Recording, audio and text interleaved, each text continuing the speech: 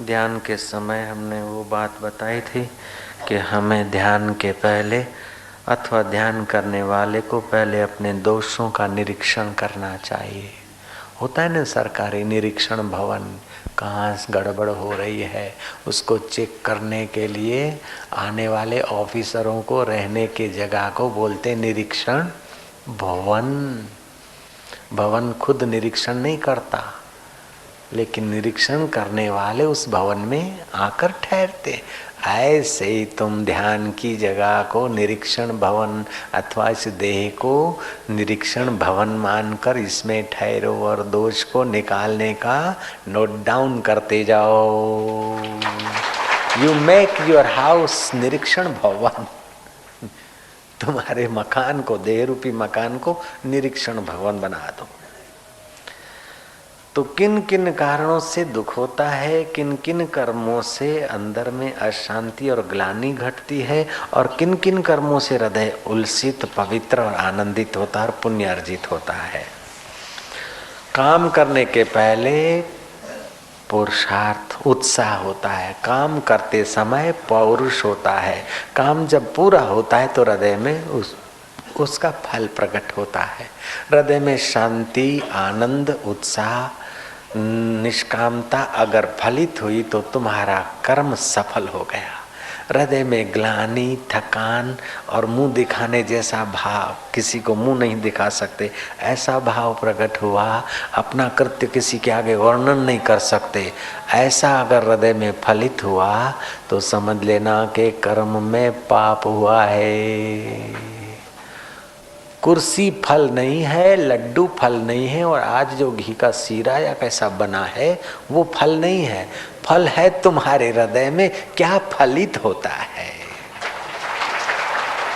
तुम सत्कर्म करो, और जरूरी नहीं कि सत्कर्म का यश उसी समय मिल जाए। सत्कर्म करो और अखबार में आ जाए या फूल हार तुमको डाल दिए जाए या कुछ हो जाए, कोई जरूरी नहीं। सत्कर्म स्वयं सत्य होकर तुम्हारे हृदय में सुख शांति का फल पैदा करेंगे, और असत्कर्म स्वयं दुखदायी होकर तुम्हारे हृदय में पंच करेंगे। अभी नहीं तो बाद में करेंगे।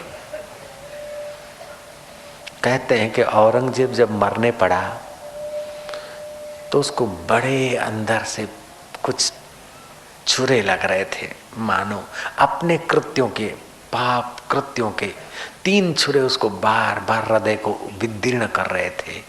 एक तो अपने बाप को जेल में डालकर राजगद्दी पे बैठा तो बाप के साथ अन्याय करने का जो दुष्कृत्य था उस समय समझ में नहीं आया, लेकिन मृत्यु के समय ओ कलेजा कोरा जा रहा था। दूसरी बात, शर्मद नाम के फकीर का आदर करने की बजाय उसने अनादर कर दिया था, हत्या करवा दी थी अपने राजमद में। धर्म अंधता के कारण मंदिर फंदिर तो ये दुष्कृत्य उसके हृदय को कोर कचोर के खा रहे थे। और तीसरी बात, एक नंगा फकीर बैठा था, परमहंस। औरंगजेब गुजरा है वहां से और कहता कि बेशरम बाबा, एकदम नंग धड़ंग बड़ा साधु का बच्चा हो गया, कुछ तो शर्म रख, शहंशाह आ रहे, पसार हो रहे। वो परमहंस संत ने कहा, राम राम मूर्ख, तू मुझे पहचानता भी नहीं। मेरे पास उड़ने को क्या है, कहाँ है कि मैं ओढ़ूं। बोला ये कंबल तो पड़ा है। बोले नालायक, इस कंबल से तो मैं तेरे पाप को ढक रहा हूं। अब ये कंबल उड़ता हूं तो तेरे पाप प्रकट हो जाते। जो तूने शर्मद की हत्या की वो देख, उसका पाप इधर खादुर बदुर हो रहा है। और उठा के देखा तो कुछ खटपटा, वो साधु का संकेत और साधु का अपमान मृत्यु समय उसके हृदय को विदीर्ण कर रहा है। ऐसे आपने कोई बढ़िया से बढ़िया कार्य किया है, उस समय किसी ने धन्यवाद नहीं दिया और उस समय फल आपको विशेष दिखा भी नहीं, फिर भी मरते समय भी उस सत्कृत्य की खुशबू, ठंडक और सत प्रेरणा और प्रभु के प्रीति का रास्ता खोलकर प्रभु तक पहुंचा सकता है। बंबई के कुछ साधकों ने मैंने उनको कहा भी नहीं, मैं सोच भी नहीं सकता। बम्बई के कुछ साधक ने, एक दो साधक ने विचार किया हुआ, कुछ भी किया, अपना जो साहित्य है उसका अनुवाद कराना शुरू कर दिया, किताब छपा दी। अब एक किताब, दो किताब, 3, 4, 5 किताबें छपाकर मराठी में उसने चालू कर दिया।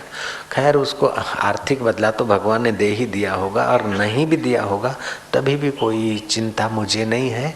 वो तो छपता छपाता करता कराता रहता है परमात्मा सब। ऊंझा के भक्त शिविर अમને આપો, शिविर अમને આપो, विद्यार्थी शिविर અમે કરીએ, આ મોટા ભાઈઓની शिविर अમને सेवा આપो। अब हम उनका नाम लें न लें, ऊंझा के, सिद्धपुर के, हम कुबेर नगर के, यहाँ और भी साधक सेवा करते हैं। खाली ऊंझा ही नहीं है अथवा खाली कुबेर नगर नहीं है। जो लोग भी सीधे अनसीधे, प्रसिद्ध अप्रसिद्ध इस दैवी कार्य में सेवा करते हैं, हो सकता है कि उनको शोभा यात्रा में कल नहीं बैठने को मिला हो। जय श्री कृष्ण। गई रात्रि विनोदी वरघोड़ो हतो, विनोदी वरघोड़ा हुआ था रात्रि को। जिसको बैठना है वो बैठ भी सकता है, रथ मौजूद है, बैठ लेना। जयराम जी के। लेकिन वो आपके चित्त को थोड़ा प्रोत्साहन और विनोद देने के लिए हुआ। आश्रमों में और गुरुद्वार पे सत्कर्म करने वाले की प्रशंसा नहीं की जाती प्राय। बहुत बहुत तो हृदय पूर्वक उसको आशीर्वाद मिल जाते, कभी कभी उसको थोड़ा सा प्रोत्साहन बढ़ाने के लिए शाबाश मिल जाती है। प्रशंसा तो खुशामद खोरों के पास होती है, जयराम जी की। और ऐसे खुशामद खोरों की प्रशंसा तो ले लेके सब लोग बूढ़े हो गए। કેટલાય ઉદ્ઘાટન કર્યા હશે તમે લોકોએ, કેટલી જગ્યા અતિથि विशेष થયા હશો, પણ એ શું ટક્યું? इसीलिए मेरे साधकों को बाह्य वाहवाही की इच्छा नहीं रहे ऐसी मेरी मान्यता है, और वे चाहते भी नहीं होंगे ऐसा मेरा अनुमान है। राम परवाना भेजिया वाचत कबीरा रोए, क्या करूं तेरी वैकुंठ को जहां साध संगत नहीं हो। और ऐसी साध संगत की सेवा जिन सेवाधारियों को मिलती है। मैं एक बात को सुनकर बड़ा खुश हुआ। दुबई का जो आ रहा था वासु, आगे बैठने के लिए सेवाधारी ने रोक दिया और वासु चुपचाप रुक कर वहीं बैठा। वासु को मैंने कहा कि क्यों आए नहीं? बोले साईं मैं तो आना चाहता था आगे उधर बैठ के सत्संग, लेकिन सुबह 5 बजे का आया, थोड़ा सा लेट हो गया तो मेरे को सेवाधारी ने रोक दिया, तो फिर मैं क्या करूं, मैं वहीं बैठा। मैं दोनों पर खुश हुआ कि सेवाधारी हो तो ऐसा हो, चाहे किंग हो चाहे किंगडम का किंगडम हो। जब सत्संग चलता है तो बराबर है, सेवाधारी इज राइट। और किंग भी राइट है कि अपना वहां बड़प्पन नहीं दिखाया, सेवाधारी की आज्ञा मानकर भी किनारे बैठ गया। ऐसा मेरा साधक सेवक भी मेरे हृदय में अच्छा मान पैदा कर लिया उसने। कबीर की साखी मुझे बहुत ही अच्छी लगती है। मेरो चिंत्यो होत नहीं, हरि को चिंत्यो होय, हरि चिंत्यो हरि करे, मैं रहूं निश्चिंत। मेरो चिंत्यो होत नहीं, हरि को चिंत्यो होय, हरि चिंत्यो हरि करे, मैं रहूं निश्चिंत। आदमी निर्भर हो जाता है, जैसा हरि को अच्छा लगा ऐसा किया। इसमें उसका भी भला है, दादा गया दादी गई बेटा गया, उसका भला है, क्योंकि हरि की व्यवस्था है, प्रभु की व्यवस्था है, भला है। मेरो चिंत्यो होत नहीं, हरि को चिंत्यो होय, हरि चिंत्यो हरि करे, मैं रहूं निश्चिंत। आपको भक्ति मिल गई, उसको मुक्ति मिल गई, घाटा क्या पड़ा? जो हुआ अच्छा हुआ, जो हो रहा अच्छा ही है, और जो होगा वो अच्छा ही होगा। ये नियम पक्का है सरकार का। व्यर्थ चिंतित हो रहे हो, व्यर्थ डर कर रो रहे हो। अजन्मा है अमर आत्मा, क्यों आंसुओं से मुंह धो रहे हो? चिट्ठी लिखने के बाद कुछ लोग नीचे ताजा कलम लिख देते कि थोड़ू लख्यू घणू करी जाणजो।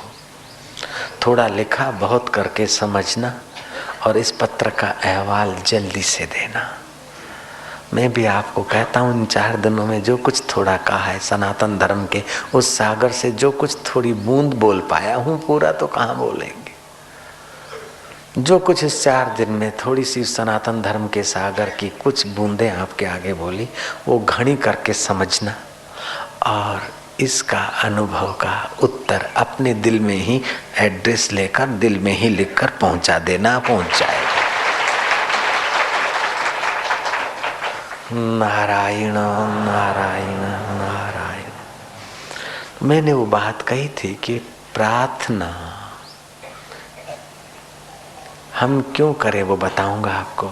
कि पहले आप बैठते हैं ध्यान में तो निरीक्षण करिए। पहली बात ये, निरीक्षण के बाद जो दोष आए उनको हटाने का पुरुषार्थ करिए, और हटेंगे सब के सब दोष, ये संभावनाएं कम है। क्योंकि अब दोष इतने पुराने हैं कि आपको चकमे में डाल के भी मन अपनी इच्छा पूरी करवा देगा। न चाहते हुए भी आपसे गलतियां होती रहती हैं। तो आप दुर्बल अपने को मानते तो बलवान का सहारा लीजिए। तीसरा स्टेप, बलवान में बलवान भगवान, भगवान नाम है, भगवान और भगवान के प्यारे संत हैं। तो नाम महाराज से, संत महाराज से, भगवान महाराज से आप प्रार्थना कीजिए, और प्रार्थना से आपको बल मिलेगा तो वो आपको सताने वाले विकार असफल होंगे और आप विजेता हो जाएंगे, ध्यान लग जाएगा। गांधी जी लिखते हैं कि रोटी खाने से भूख मिटती है, पानी पीने से प्यास मिटती है, ये जैसा सत्य है ऐसी प्रार्थना करने से मुसीबतें हटती है और मनोकामना पूरी होती है। प्रार्थना में शक्ति जरूर है। तू हिम्मत बढ़ाए जा, राह में चलते रहो मंजिल मिल जाएगी। एक कवि कहता है, राह में चलते रहो मंजिल मिल जाएगी। अरे तकदीर बदलना चाहते हो तो तकदीर बदल जाएगी, राह में चलते रहो मंजिल मिल जाएगी। मुकद्दर बदलना चाहते हो, तकदीर बदलना चाहते हो तो तकदीर बदल जाएगी। इसीलिए चिंता मत करो, चिंतन करो। चिंता से मति कमजोर होती है और शुद्ध परमात्मा चिंतन से मति पुष्ट होती है। नारायण नारायण। जिसको केवल आध्यात्मिक प्रश्न, केवल साधना के बारे में प्रश्न पूछना हो, वे 2, 5, 10 मिनट में 2-4 साधक पूछ लें, ताकि आम लोगों को भी मिल जाएगा तो मिल जाएगा। प्रश्न उत्तरी अलग अलग प्रकार के होते हैं कि सभी साक्षात्कार है, ईश्वर साक्षात्कार बोलते हैं, आत्मा साक्षात्कार बोलते हैं, ये जरा। हाँ, ईश्वर साक्षात्कार, प्रभु साक्षात्कार, ब्रह्म साक्षात्कार, आत्म साक्षात्कार। साक्षात्कार का मतलब है बस साक्षात। जैसे आप, अरे मैं तो आपको याद कर रहा था, आपका साक्षात्कार हो गया, आप आ गए। तो भगवान के श्री विग्रह की प्रार्थना करते करते भगवान साकार रूप में जब आते हैं तो भगवान का साकार दर्शन भी कह सकते, साक्षात्कार भी कह सकते। निर्गुण भगवान की उपासना करने से आत्मा का साक्षात्कार होता है, और यही आत्मा ब्रह्म रूप से है तो परमात्मा का साक्षात्कार माना जाता है। ठीक है, चलो बोलो। हाँ, कई यूनिवर्सिटी में बढ़िया छो। हाँ, जोर से सवाल वहीं खड़े खड़े पूछो, हाथों को ऐसा करके बोलो माइक जैसा।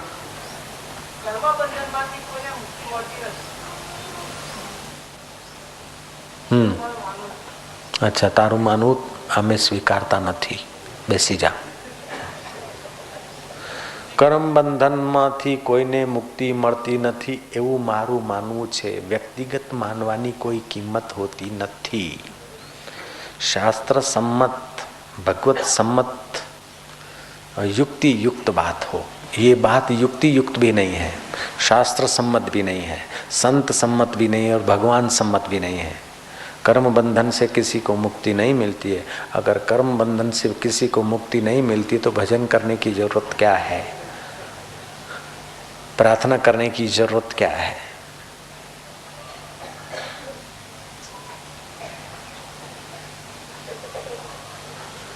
बुद्धू सिंह ये सुन ले।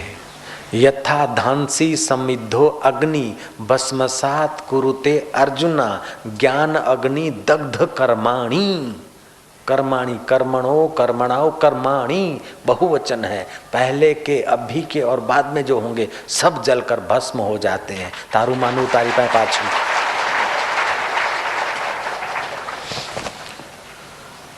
आपके संचित कर्म ढेर पड़े, उसमें से थोड़े कर्म लेकर ये प्रारब्ध हुआ है, शरीर बना, और इसके द्वारा जो कर्म होंगे वो आग्नि होंगे। इसीलिए कहते हैं यथा धांसी समिद्धो अग्नि। जैसे लकड़ी महुड़े की हो, साग की हो, धावड़े की हो, सेठ के घर की हो कि गरीब के घर की हो, लकड़ी में आग डाल दो तो फिर यथा धांसी समिद्धो अग्नि भस्मसात कुरुते अर्जुना ज्ञान अग्नि दग्ध कर्माणि।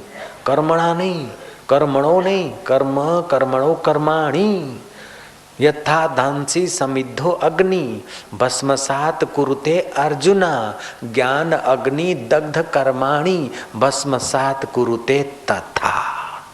जैसे लकड़ी के ढेर को आग जलाकर भस्म कर देती है, ऐसे आत्म परमात्मा का ज्ञान से भी कर्म जलकर भस्म हो जाते, और भक्ति भी कर्मों को क्षीण कर देती। ये शास्त्र है, वो भगवान की बात आई। अब मैं तुमको शास्त्र की बात बताता हूँ। भगवान बोले हैं वो भी शास्त्र में है, गीता शास्त्र है। शस्त्रातिथि शास्त्र जो हमारे मन बुद्धि को अनुशासित करके गिरने से बचाकर मुक्ति के तरफ ले चले, उन ग्रंथों को शास्त्र कहते हैं। फिर भले ने ईश्वर की और समिति का शास्त्र हो, उन शास्त्र का जितना आदर मान करके रखा जाता है उतना ज्ञान ठहरता है। कई लोग बोलते हैं 3 रुपये ने पुस्तकें वाँची और मुँह में थूक लगाते किताब को पलटते जाते हैं। मूर्ख, तो शास्त्र का अनादर करता है तो फिर क्या तेरे को ज्ञान ठहरेगा? ऐसे रख देंगे, ऊंधा वाड़ देंगे। हमारे आश्रम में एक लड़का रहता है, तो वो किताब पढ़ेगा ना, वो करेगा वहाँ रख देगा, वहाँ रख देगा। तो इतने साल हो गए, इतने किताब पढ़े, लेकिन रंग नहीं लगा उसको। शास्त्र का आदर नहीं करता ना, रंग नहीं लगा। कपड़े को तो इसने रंग लगाया हिम्मत करके, लेकिन दिल को रंग लगाने के लिए मेरे को हिम्मत करनी पड़ती है, फिर भी मैं सफल नहीं हो रहा हूँ। क्योंकि ये जब सहयोग देगा तब मैं सफल होऊंगा इसको रंगने में। विद्यार्थी जब सहयोग देगा तब मास्टर सफल होता है ना उसको पास करने में। तो आप लोग मेरे को सहयोग देना, कुल मिला के समझ गए ना, तब मैं सफल होऊंगा, नहीं तो नहीं हो सकता हूँ। आप सहयोग दोगे ना? ठीक है, थैंक यू, धन्यवाद। अच्छा, अब बात आई शास्त्र का आदर करना चाहिए, ये भी आपने समझ लिया। तुलसीदास जी में बोलते हैं मेटत कठिन कुअंक भाल के। भक्ति कठिन कुअंक, कुअंक माना दुखद प्रारब्ध को भक्ति मिटा देती है। बोले भक्ति इतने इतने लोगों ने किया फिर भी उनको बीमारी हुई, दुख हुआ। अरे मूर्ख, बीमारी हुई, दुख दिखा, लेकिन उनके हृदय को दुख ने चोट नहीं की। मंद और तीव्र कर्मों को तो भक्ति दूर भगा देती है, तर तीव्र को भक्ति स्मूथ बना देती है, सहने की शक्ति ले आती है। प्रारब्ध वेग से कर्म आते हैं अवश्य भावी जो होते हैं, जिसको होनी बोलते हैं, जन्मेजय की नाई। अब देखिए, परीक्षित राजा के कर्म ऐसे थे कि ऋषि के द्वारा श्राप हो गया और परीक्षित को कर्म का फल भोगना पड़ा। तक्षक ने काटा। ये कर्म के सिद्धांत के अनुसार सही बात है कि कर्म का फल भोगना पड़ता है, ये सही बात है। लेकिन उन्हीं लोगों को भोगना पड़ता है जो कर्म में ही रत है, जिनको आत्मज्ञान का रास्ता नहीं मिला अथवा भगवत भक्ति या भगवत प्रसाद का सहारा नहीं मिला, उन्हीं के लिए है यह। उसके साथ हम आपकी बात की एक और भी पुष्टि करते हैं कि मंद कर्म और तीव्र कर्म तो आदमी जला देता है, पुरुषार्थ से बदल देता है, लेकिन तर तीव्र कर्म का फल तो भोगना पड़ता है। ये हम आपकी सम्मति कर रहे हैं, जय जय, प्रश्नकर्ता की सम्मति कर रहे हैं। फिर हम शास्त्र की सम्मति कर रहे हैं कि इतना होने पर भी तर तीव्र प्रारब्ध का अवश्यम भावी कर्म भोगना पड़ता, ये बात होने पर भी भक्त को हमेशा भगवान पर नजर होती है, इसलिए प्रारब्ध वेग से कड़वे फल उसको खाने पड़ते, तभी भी वो देखता है कि भगवान परम दयालु है, मेरे को दुख देकर मेरे पाप दूर कर रहे हैं और सुख देकर विषाद दूर कर रहे हैं, भगवान कितने दयालु हैं। तो उसको भक्ति रस हृदय में होने से कर्म के फल का प्रभाव ही नहीं पड़ता है। मेटत कठिन कु अंक भाल के यथा धांसी समिद्धो अग्नि। वो ज्ञानी अपने को ज्ञान अग्नि से शुद्ध बुद्ध ब्रह्म मान लेगा, संचित कर्म जल जाएंगे, प्रारब्ध कर्म स्वप्ने की नहीं भोग रहा है और आगामी कर्मों के लिए उसको बनता ही नहीं। वो ज्ञानी कर्म तो करेगा सत्कर्म, लेकिन जो उसकी सेवा पूजा और उसके दैवी कार्य में भागीदार होंगे, ज्ञानी के शुभ कर्म उनके हिस्से बिखर जाएंगे। और ज्ञानी के द्वारा कभी कभी कठिन कर्म भी हो जाते हैं, डांट दिया, कुछ चलते फिरते हो गया, कोई ऐसा हो गया पाप कर्म या किसी जन्म का या भी, तो जो उसकी निंदा करते हैं वो उनके जिम्मे हो जाते हैं। ज्ञानी निर्लेप नारायण जो ताकि सेवा करे संचित सुकृत सो देत। ज्ञान हुआ तो अनेक जन्मों की भक्ति सेवा पुण्य दान संचित किया, तभी तो भगवान का दर्शन हुआ इसी जन्म में। तो जो उनकी सेवा करते हैं संचित सुकृत वे ले जाते हैं, और जो उसमें दोष दृष्टि करते हैं पाप कर्म वे उठा ले जाते हैं। ज्ञानी अपना निर्लेप हो जाता है। इसलिए कर्म के सिद्धांत से देखें तो कर्म का फल अवश्यम भावी भोगना ही पड़ता है। ज्ञान और भक्ति के सिद्धांत से कर्म तीन प्रकार के, मंद तीव्र तर तीव्र। मंद कर्म और तीव्र कर्म अपने पुरुषार्थ से और श्रेष्ठ पुरुषों की कृपा से मिटाए जा सकते हैं। तर तीव्र कर्म भोगने पड़ते हैं, लेकिन फिर भी उन तर तीव्र कर्मों को, चाहे पाप कर्म हो चाहे शुभ कर्म हो, भोगना है। तो ज्ञान होने पर या भक्ति रस होने पर पुण्य कर्म के फल का सुख तुम्हें बांधेगा नहीं, आकर्षित नहीं करेगा, और दुख तुमको सत्य बुद्धि नहीं देगा। कर्म में फल देने की ताकत है, लेकिन उसमें सत्य मानो या उसको मिथ्या मानो ये तुम्हारे हाथ की बात है। इसलिए दोनों पक्ष अपनी अपनी जगह पर बहुत ठीक है। अगर कर्म का फल नहीं मिट सकता होता तो ये सब पुरुषार्थ करने की क्या जरूरत। इसलिए सुकृत बढ़ाते जाओ, दुष्कृत का प्रभाव मिट जाता है, कम हो जाता है। जैसे कल का देना आज कमाकर भरपाई कर सकते हो, कल का अजीर्ण आज के उपवास से मिट सकता है। 10 दिन की बीमारी अभी 2-4 दिन के संयम से मिट सकती है। ऐसे 10 जन्मों के पाप ताप इसी जन्म के संयम नियम दान पुण्य व्रत सेवा से मिट सकते हैं। और जो न मिटे ऐसे हैं तो वो धुंधले हो जाते हैं, प्रभाव उनका कम हो जाता है। चलो तीसरा प्रश्न। कैसा प्रश्न करता? कर्म का प्रश्न करता। खड़ा हो जा, ठहर। अब तेरे को संतोष हुआ? ठीक, तेरे को संतोष हमको संतोष। नाराज मत हो ना दोस्त।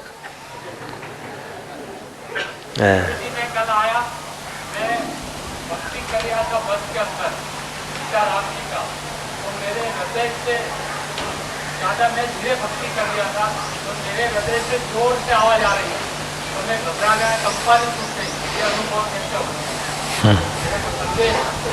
अच्छा, पहले ठीक है, बैठ जा। हाँ, सबसे मेरे को गानी बहुत लगी और वैसे पहले से मैं मनोमन आरती और भगवान की भक्ति करता हूँ। ठीक है, ठीक है। देखो बस में आ रहे थे गोधरा से या कहीं से भी, जोर से सीताराम का नाम निकल गया। तो पहले से आश्रम की भक्ति करते थे, संपर्क में रहे होंगे। तो जहाँ पर प्राण शक्ति जागृति का, जहाँ पर जो व्यवसाय होता है उस धरती पर उसके वाइब्रेशन होते हैं, ये बात मानना पड़ता है। तो जहाँ पर चित्त शक्ति जागृत का शक्तिपात साधना का व्यवसाय है और जिनके पास ऐसा होता है उनके संपर्क में आने से अपनी सुषुप्त भक्ति जल्दी फलित होने लगती है। जल्दी फलित होने से अपना मन और प्राण ऊर्ध्वगामी होता है, तो हम न भी चाहें तभी भी मन से कभी न कभी जोर से आवाज निकल जाता है, रुदन निकल जाता है, नृत्य निकलता है। भागवत में एक श्लोक आता है, भगवान कृष्ण उद्धव को कहते हैं, वाग गदगदा, कभी वाणी गदगद हो जाएगी। आप करने बैठो तो नहीं करोगे। सुबह जो लोग बैठे थे उनको बोल 10-10 हज़ार रुपया दें और बोलो कि रो, तो सुबह जो रोए थे ऐसा दूसरी बार नहीं रो सकते। सुबह जो रो रहे थे आपको पैसे दे कि आज सुबह जैसा रोए थे ऐसा भी रो के दिखाओ, नहीं रो सकते आप, आर्टिफिशियल हो जाएगा। तो जब आदमी की थोड़ी बहुत भक्ति की हुई और किसी संत भगवंत के प्रति श्रद्धा है तो भक्ति में रंग आ जाता है। भक्ति में रंग आ जाता है तो जाने अनजाने हमारी कुंडलिनी शक्ति जागृत होने के पहले प्राण उत्थान होता है। जैसे शादी के पहले मंगनी होता है ना, बोले बाबा जी लवर लवरी तो मंगनी नहीं करते, ऐसे ही शादी हो जाता है। नहीं, पहले वो डेट फिक्स करते हैं। लव मैरिज करने के पहले लव होता है, बाद में लव मैरिज होता है। वहाँ भी तो मंगनी तो हो गई ना जयराम जी की। ऐसे ही कुंडलिनी शक्ति जागृत होने के पहले प्राण उत्थान होता है, और प्राण उत्थान होता है तो कभी वाणी गदगद होती है। भगवान कृष्ण ने कहा उद्धव को, वाग गदगदा द्रव्यते यस्य चित्तम, कभी चित्त द्रवीभूत हो जाए, न बोलना चाहे बोल ले भगवान का नाम, न करना चाहे ऐसा भगवत भक्ति का एक्शन हो जाता है। वाग गदगदा द्रव्यते यस्य चित्तम हसति क्वचित, कभी हंसने लगता है। रोदति भीक्षणम, कभी डरा दे ऐसा भी रोने लगेगा। उद्गायंती, कभी जोर से चिल्लाता है, गाता है। बिलज्जे, लज्जा छोड़कर कभी नाचता है। वे वही बैठा છે કે આવા આપણે ઉદ્યોગપતિ છે, લોકો શું કહેશે, કંઈ નહીં। જ્યાં સુધી ઉદ્યોગપતિ બનીને રહે ત્યાં સુધી પેલો રંગ લાગે નહીં, અને રંગ જો ફોર્સ મારે તો ઉદ્યોગપતિનું પેલું અહમ ટકે નહીં। લો,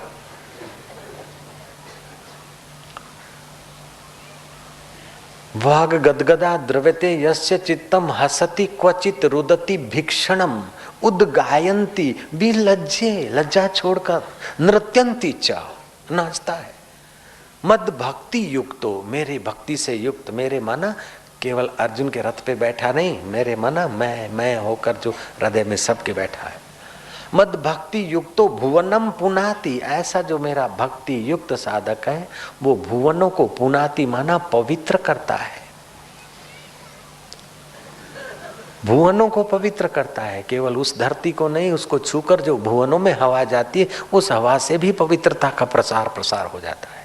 वो चौथे प्रकार का भक्त। एक तो भीख मांगने के लिए भक्ति करते राम राम राम राम, दूसरे होते हैं ईमानदारी से करते और भोग मिलता है तो उसी में रुक जाते हैं, तीसरे होते छुप कर करते हैं, और चौथे जो हैं जिनकी भक्ति ऐसी पूरी हो गई, जग गई कि उनके संपर्क में हजारों लोग नाचने लगते हैं, हजारों लोगों की उन्नति होने लगती है, उनको छूकर हवाएं जाती है वो भी काम करने लगती है। ऐसा भक्त भुवनों को पवित्र करने वाला होता है। भुवनम पुनाति, ऐसे पुरुषों के लिए कबीर ने कहा, तीर्थ नाए एक फल, संत मिले फल चार, सतगुरु मिले अनंत फल। कहत कबीर विचार, तू विचार करते जाओ, गणित तो हमारे पास है नहीं, कंप्यूटर के बाप की ताकत नहीं कि कितना गिन सके हो, ऐसा अनंत फल होता है। कंप्यूटर तो नश्वर आंकड़े बता सकता है, और वो अनंत फल पूर्ण मदह, 10 करोड़ में से रुपया निकालो तो वो आंकड़ा टूट जाएगा, रुपया डाल दो तो आंकड़ा बदल जाएगा। लेकिन ये पूर्ण मद तो ऐसा है, अनंत तो ऐसा है कि पूर्ण मद है, इतना सारा निकला फिर भी पूर्ण, फिर वापस डाल दो पूर्ण, आधा निकालो तो भी पूर्ण, पूरा निकालो तो भी पूर्ण।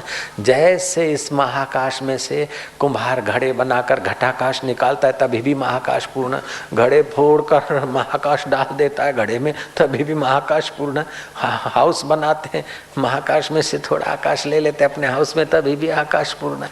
और मठ बनाओ, घट बनाओ, पट बनाओ, फिर भी आकाश पूर्ण ही पूर्ण है। ऐसे वो जिस चिदाकाश परमात्मा, पूर्ण परमात्मा ने ऐसा पूर्ण आकाश बनाया है तो वो कैसा पूर्ण होगा। तस्य तुलना के न जायते, उसकी तुलना कैसे करोगे। उसमें तो मिल जाती है मति, बिखर जाती है लवण की पुतली, मति वृत्ति मिटकर रितम भरा प्रज्ञा होकर प्रकट होती है। चलो बस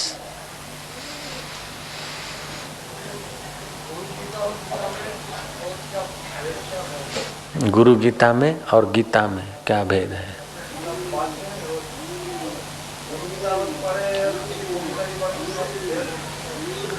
कौन सी गीता? भगवान कृष्ण की गीता।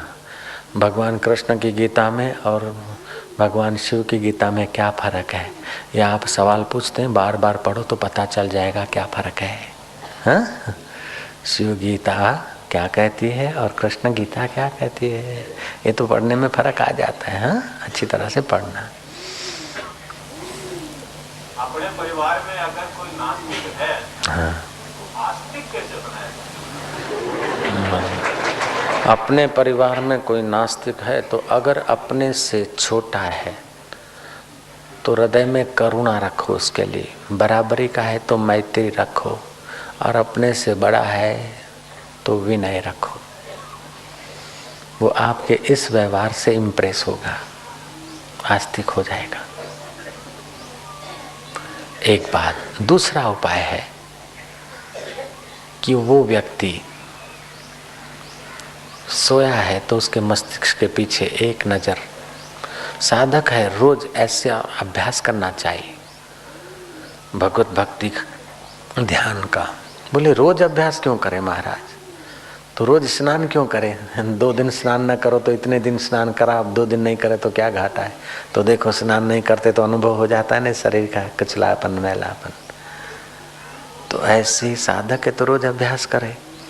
5 मिनट किसी भगवान गुरु की मूर्ति के सामने एकटक देखने का अभ्यास करे। फिर जो नास्तिक है उसको आस्तिक बनाने के लिए उसके मस्तक के पीछे उन्हीं आँखों को स्थिर करे और ऑटो सजेशन दे कि कह दे राम, आश्रम चल, सत्संग कर, भगवान को मान, नहीं तो ठीक नहीं है, बड़ा दुख होता है, नरकों में पड़ना पड़ता है, भगवान की शरण ले, ईश्वर के रास्ते चल, हो जाएगा।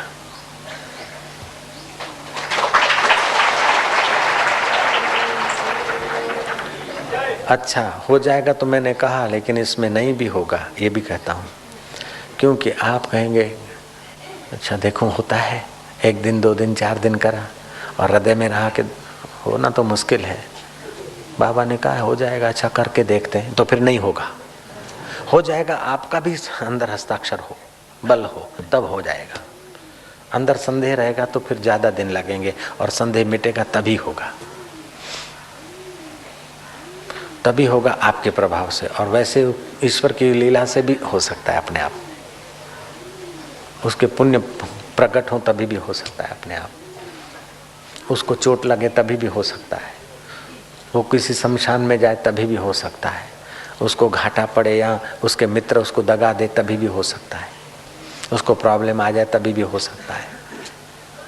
और ये होता ही है, ऐसा होता ही है। बड़े से बड़े नास्तिक को समय पाकर आना ही पड़ता है। बड़े से बड़े सुविधा संपन्न, बड़े से बड़े संसार में रमे हुए व्यक्तियों को भी कहीं न कहीं वो परमात्मा प्रॉब्लम करके, चोट करके लगा देता है ठीक रास्ते गाड़ी। ये तो हमने देखा है। अरे जेठानंद तुम तो क्या बोलते हो? हम बोलते भगवान का जप करो या सिगरेट नहीं पियो, चाय नहीं पियो। बोले तेरे को अक्ल नहीं, जा बोल के अच्छा। मैं चाय बोलने जाता था जेठानंद सेठ के लिए, लाओ सिगरेट ले आओ, सिगरेट लेने जाता था। अभी वो ही आकर कथा में बैठता है बेचारा, बदल गया ना। फिर देर सबेर होता है। इसका मतलब ये नहीं कि आप घर में कोई नास्तिक है, ये भजन नहीं करते, उनको कैसे बदले। उनको बदलने में आप मुसीबत मोल न लें। तुम भक्ति में जम कर लग जाओ, वो अपने आप बदलेंगे। तुम अगर उनके बदलने में लग गए तो वो भी गांठ बांध दे के नहीं बदलते। तुम बदलना चाहे वो नहीं बदलते, तो तुम वो हो जाएंगे, वो तुम हो जाएगा। फिर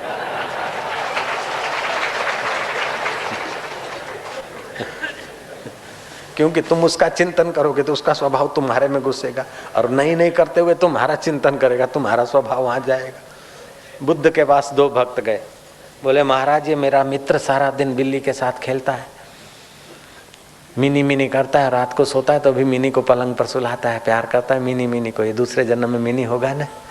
दूसरे मित्र ने कहा महाराज मेरी भी बात सुनिएगा, ये कुत्ता को साथ रखता है, पालता है, पोषता है, सारा दिन लालिया लालिया लालिया करता है तो मेरा मित्र लालिया नहीं होगा, बुद्धने का नहीं होगा।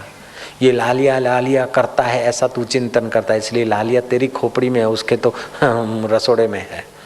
और मिनी मिनी मिनी ये करता है ऐसा बोलता है, तो मिनी मिनी उसकी खोपड़ी में है, तेरे तो बिस्तर पर है, उसकी खोपड़ी में, इसलिए वो मिनी बन सकता है और तू लालिया बन सकता है। ये भी सिद्धांत हमको तो सही जैसा लगता है। इसलिए चिंतन भगवान का करो और सेवा संसार की करो। सेवा करो, भुला दो, नेकी कर, डाल कुएं में, उसका फल ज्यादा होता है, बल ज्यादा होता है। हाँ चलो और बोलो। ध्यान करने में बैठते हैं तो अंतर्मुखी नहीं हो सकते हो, प्यार बढ़ाना चाहते हैं गुरु जी से, अंदर गुरु जी को दिखाते हैं, याद करते हैं, मगर प्यार बढ़ता नहीं। तो अंतर्मुखी होने के लिए और प्यार बढ़ाने के लिए आहार सात्विक पर ध्यान दें, जप करें, नियमित बैठें। प्यार बढ़ाने की कोशिश करते हैं तो नहीं बढ़ता तो कोशिश छोड़ो, कोशिश ही मत करो, चलो बैठे, जो तेरी मर्जी। हम तेरे से प्रीति करना चाहते हैं लेकिन हो नहीं रही, हम तेरे से प्रीति करना चाहते हैं, हो नहीं रही, अब तू ही बता मैं क्या करूं, तू ही बताना बताना बताना बताने करते करते पिघल जाएगा मन। चलो बोलो। और नहीं होता है प्यार तो झूठ मूठ में नाचो, कीर्तन करो, झूठ मूठ में। जैसे झूठी हंसी भी देर सबेर सच्ची हो जाती है, ऐसे झूठा मूठा। और पहले तो झूठा मूठा एक दूसरे को देखते हैं लवर लवरी, फिर पक्का प्यार हो जाता है और भाग जाते।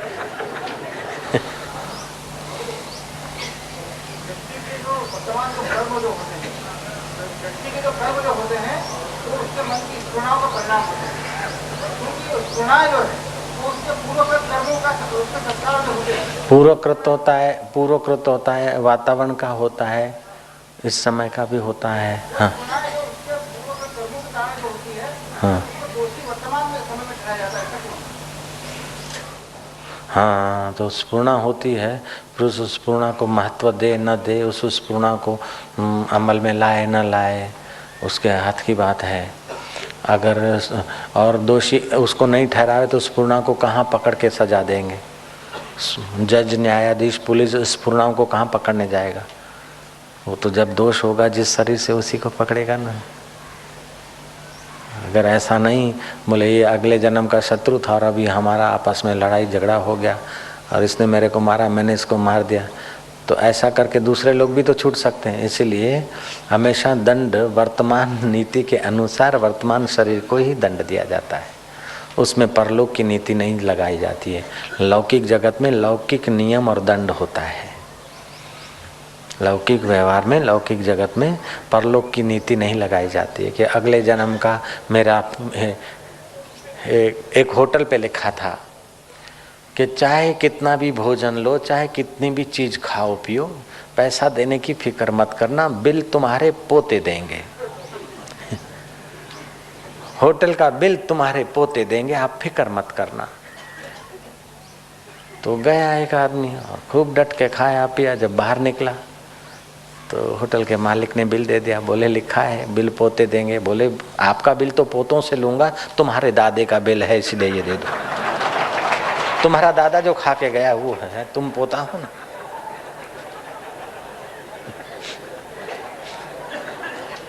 हुई तो वही की वही बात हुई, वर्तमान में ही बिल तो लेना पड़ेगा। હવે આ ક્યાંથી ગોખી આયા છું કે આ ભાઈ પ્રશ્ન પૂછશે ને આપણે હાલશું? બોલો। ईश्वर सर्वत्र છે। हाँ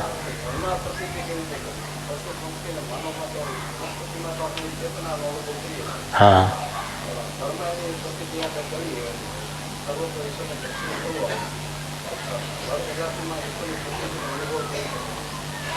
अच्छा बैठो।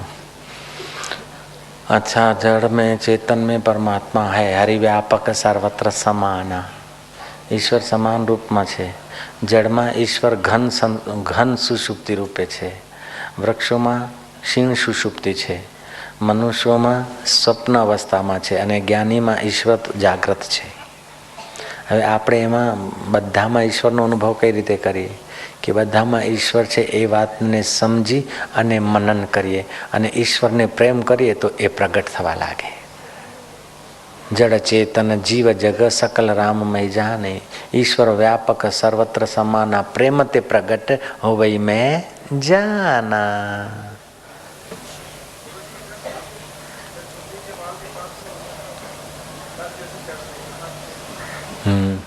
ठीक सवाल पूछा.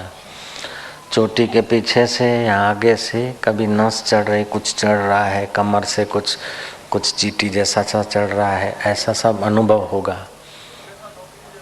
हाँ हाँ हाँ हाँ. तो कभी कभी तो ऐसा भी होगा कि जैसे कागज पर आयरन के लोहे के छोटे छोटे कण रख दिए और नीचे मैग्नेट घुमाया तो वो कैसे कण प्रभावित होंगे ना. कभी कभी ऐसा भी हुआ था, मेरे को भी होता, कहीं को होगा. कभी कभी ऐसा होगा कि आपके मस्तक में मानो भीतर कुछ ऐसा घूम रहा है कि बाल आपके खड़े हो जाए, ऐसी यूं चेष्टा हो रही है. इससे वो 7वां केंद्र जब शुद्धिकरण होता है तो उस समय ऐसा सब होता है. और ज़रूरी नहीं कि पहला केंद्र शुद्ध हो बाद में 7वां जाए, या पहले दूसरा हो फिर तीसरा. जिस समय भी वो चित्त शक्ति जहाँ भी उसको जो केंद्र साफ सुथरा लगता है वो प्राण शक्ति वहाँ ही काम करने लगती है. जिस समय हम जिस केंद्र में विशेष रूप से होते हैं उसी केंद्र में क्रियाएं होने लगती है. तो कभी वो हमारी प्राण शक्ति इधर से चढ़कर यहाँ, फिर यहाँ जो रुकावट है उसको धक्का मारने के लिए आसन कराएगी.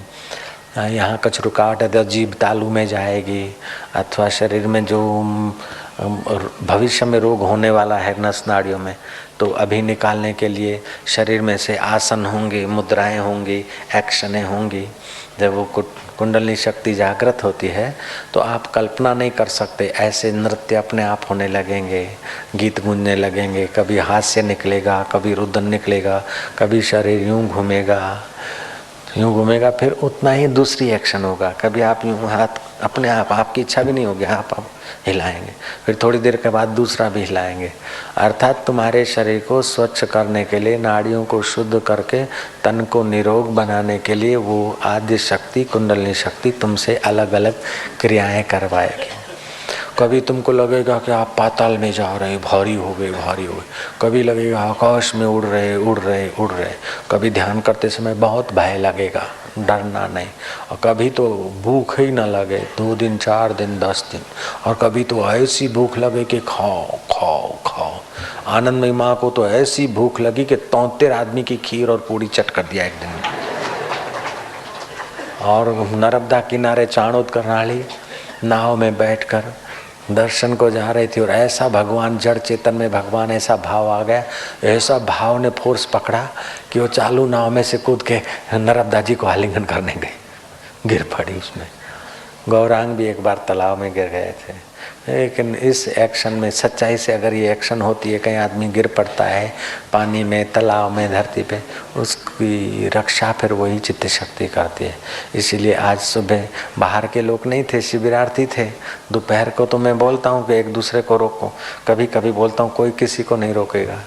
तो कोई किसी को नहीं रोकेगा, कोई रोता है, कोई ऐसा. तो नारायण नाचता कभी इधर उधर, ये लोग घबरा रहे थे कि अभी टक्कर लगी, लेकिन नारायण बिल्कुल पूरा अपने आप को भूलकर सब कर रहा था, हो रहा था उसका. तो उधर घास में गिरा, उधर गिरा, पाइपलाइन पर टेढ़ा पड़ा, यूं करा. और किसी को तो दया भी आ रही थी कि अबे बंद करो, बेचारा ने कहा बंद करो. और हम अंदर गए, हमने पूछा कुछ थकान बकान है, तो बोले नहीं, आज तो बहुत स्फूर्ति है, बहुत मजा है, बहुत आनंद आ रहा था. एक ध्यान है चक्र ध्यान. हाथ फैलाकर आंखें खुली रखो और घूमो. इतना घूमो कि घूमने वाला अपना ईगो भूल जाए. और जोर से घूमोगे तो क्या करोगे, चक्कर आएंगे, गिर पड़ोगे. लेकिन जब तुम नहीं होगे और गिरोगे तो कुछ तुमको चोट नहीं लगेगी विशेष रूप से. और जब तुम संभल कर गिरोगे तो चोट लगेगी.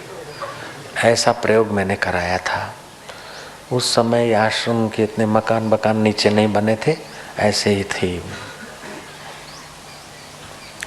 बेखड़े. तो ऐसा मैंने कहा था, चालू करवाया ध्यान. ये मंडप भी नहीं था, मैदान था. नड़िए की 2-3 कुटियाँ थी, इधर छोटी मोटी गौशाला थी. ऐसे 150-200 शिविरार्थी रहे, ऐसी व्यवस्था, ऐसी शिविर थी, स्टार्टिंग थी।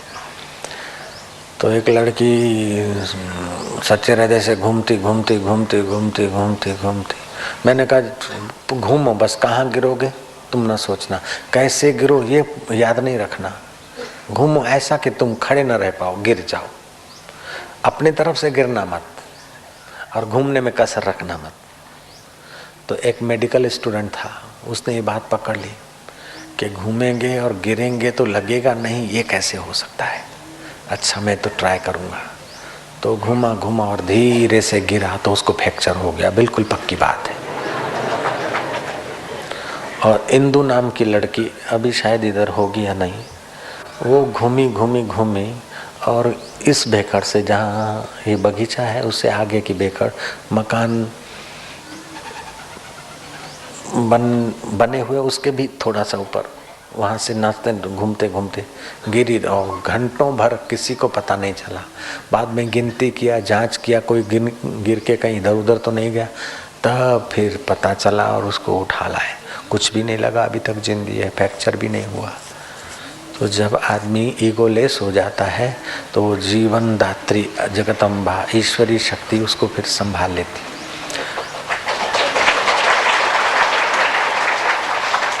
प्रार्थना करते करते आदमी अपने प्रयत्न शून्य हो जाता है, सच्चे हृदय से प्रयत्न करते करते आप खो जाता है, प्रार्थना फल जाती।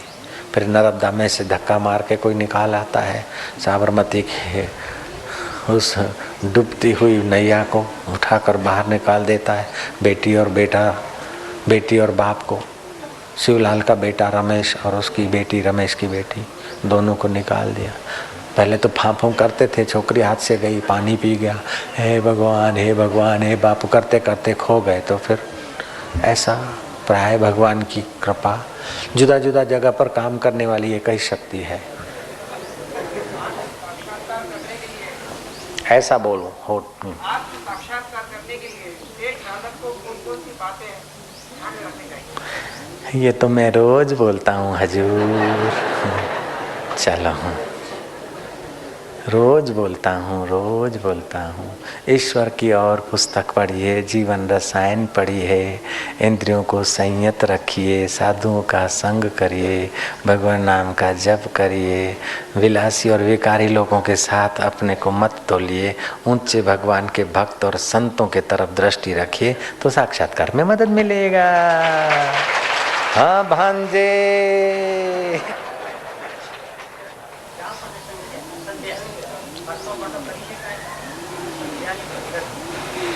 संध्यानी पद्धति तो ब्राह्मण पद्धति से संध्या की पद्धति हम पहले थोड़ा बहुत करते थे घर में, अब तो फिर मानसिक हम कर लेते हैं। और आजकल के झपाटा युग में तो उस संध्या का समय हाथ पैर धोकर 3 घूंट पानी पी लिया और हो सके तो जलाधारी हो, जलाशय हो, थोड़ा बर्तन हो, वहीं जल अर्घ्य दिया सूर्य नारायण को, दाएं नथुने से श्वास लिया, रोका, बाएं से निकाला, बाएं से लिया, दाएं से प्राणायाम किया। वो जल देने की व्यवस्था ना हो तो मन ही मन कर लिया, प्राणायाम कर लिया और जप कर लिया। अब दूसरा सवाल है कि हरते फिरते संध्या कर सकते हैं? अगर बैठ के कर सकते हैं तो अच्छा है, नहीं कर सकते तो फिर हरते फिरते भी करो। भागता चोरनी लंगोटी हारी, એનું હાથ ના પકડા, બીજું કઈ ના પકડતે, અમે હાથ ના કરીને પકડો કે મનવા ભાઈને।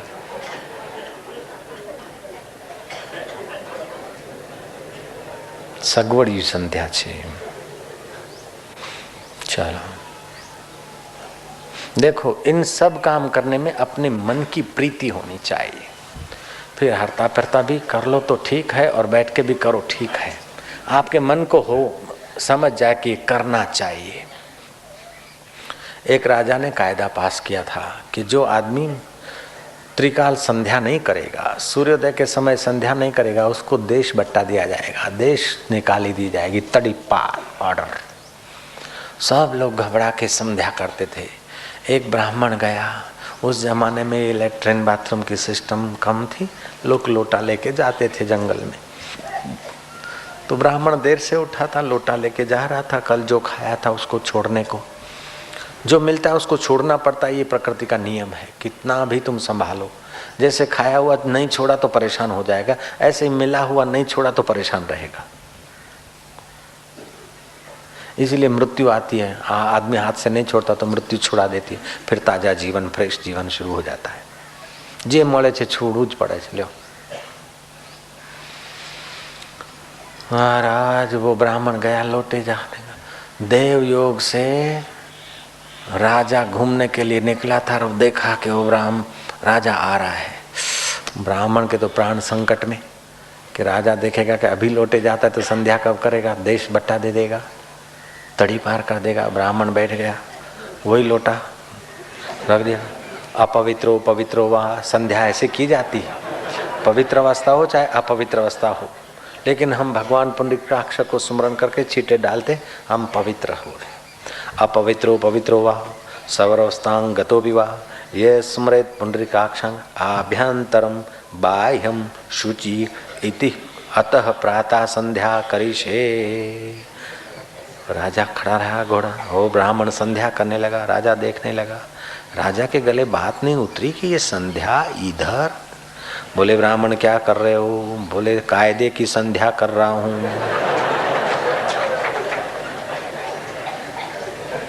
दिल की संध्या तो स्नान करने के बाद करूंगा, लेकिन अभी दंड मिलेगा नहीं करूंगा, तो ये कायदा छाप संध्या है हमारी, मैं कर रहा हूँ।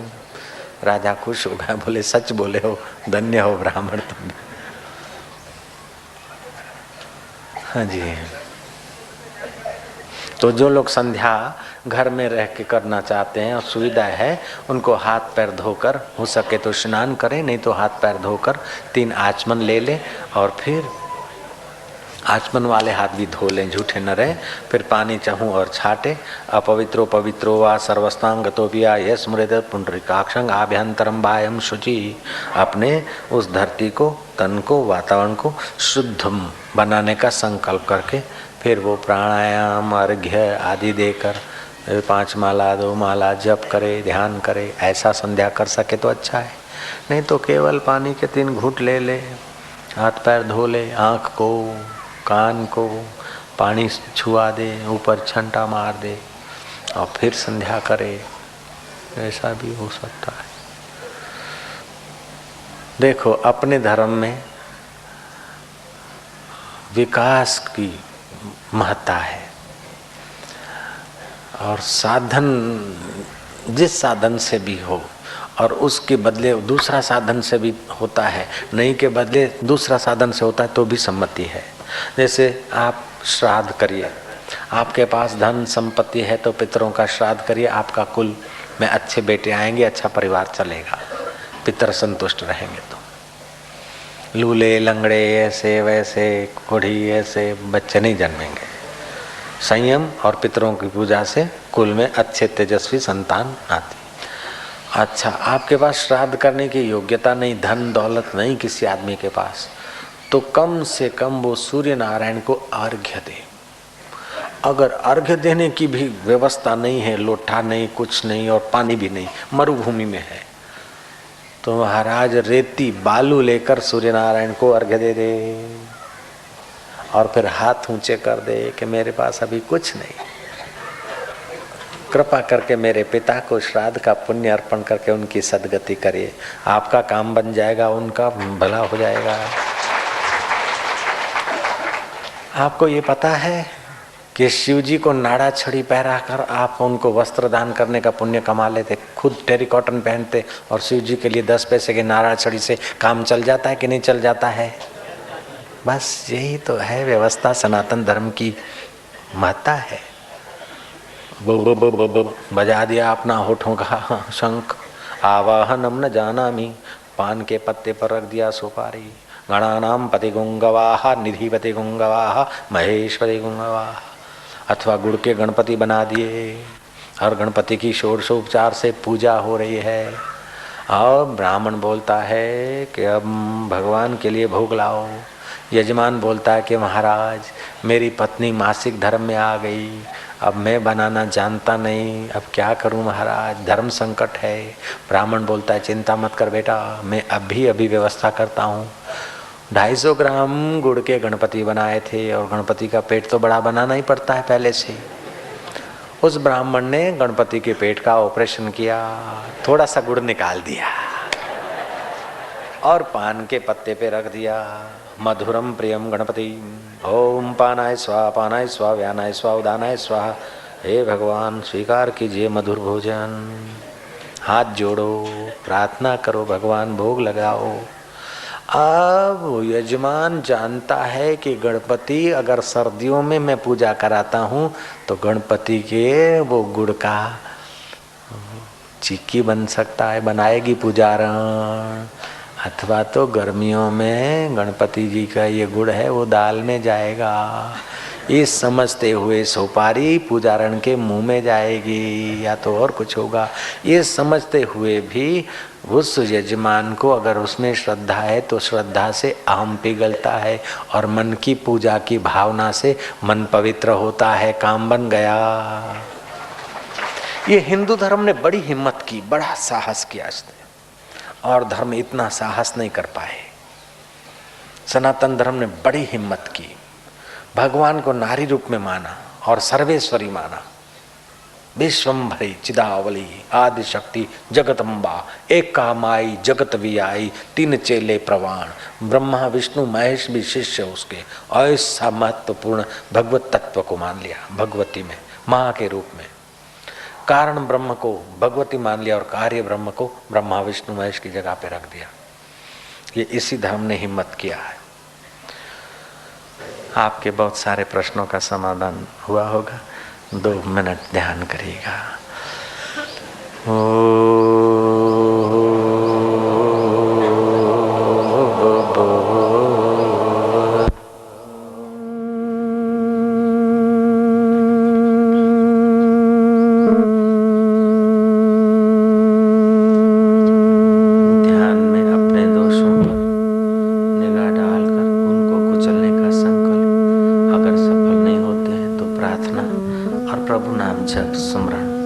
श्रेष्ठ की सहायता, ऐसा उत्साहपूर्वक पुरुषार्थ करने वाला साधक सफल हो जाता है।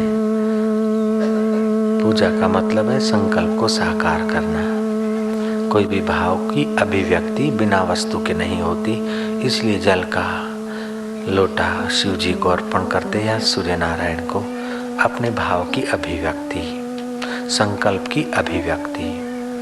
संकल्प की अभिव्यक्ति बिना वस्तु के नहीं होती, इसलिए ये वस्तुएं भगवान के आगे हम अर्पित करते हैं। दुन्वी आकर्षण और कपट साधक की सारी साधना नष्ट कर देता है। सच्चाई और आकर्षण रहितपना अयोग्य व्यक्ति में सारी योग्यताएं ले आता है। अयोग्य व्यक्ति को बिल्कुल जल्दी से परम पद का अनुभव करा देता है। आकर्षण रहित जगत का और निष्कपट स्वभाव। कपट वाले का सब मिट्टी में मिल जाता है और निष्कपट की मिट्टी भी सोना बन जाती है। हरि ही हो।